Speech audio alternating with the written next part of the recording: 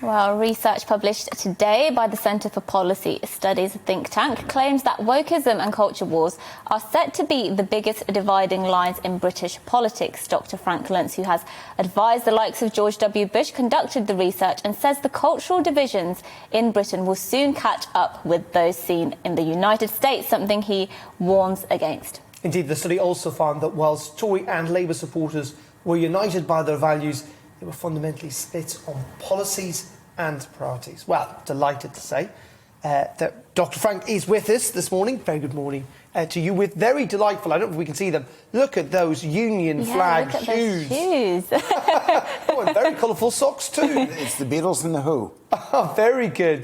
Together again. Where'd you get shoes like that?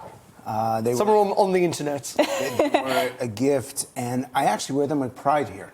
Yeah. I wore them in the airport when I came here, and I recognize that this is a little bit loud for a typical British audience. Do you get any abuse for those? No, I get people stopping me actually saying, where can I get those?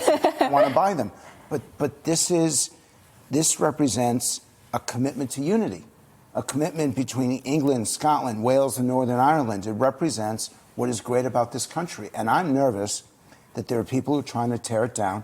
I'm nervous about woke. I'm nervous about cancel culture.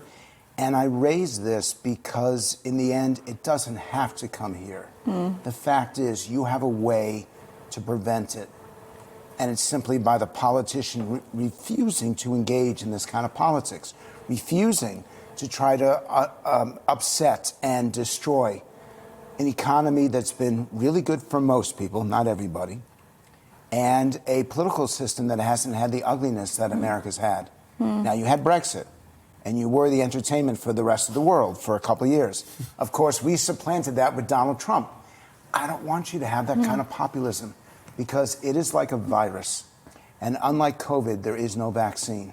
If you get woke, and you get cancel culture, and you get that kind of division, I don't know how you get rid of it. Tell us, we mentioned that you found here that this idea of wokeism could be the biggest divide. I mean, tell us more about, what things did you find in your study? Because it was quite a, big study, very lots of questions relating to culture and politics. What were the key takeaways in the study? Well, the Center for Policy Studies was committed to not just understanding, but to really getting inside the psyche of the British people.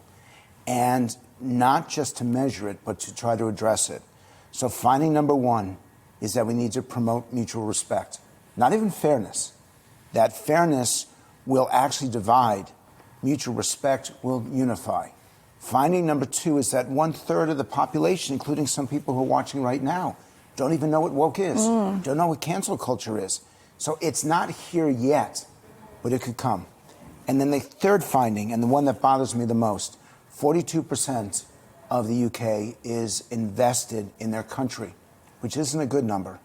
But even worse, only 27% feel the UK is invested in them. And that's something that I don't know if you can engage your viewers, but that's a really fascinating result. The idea that you're committed to your country, but your country isn't committed to you. That's a disaster.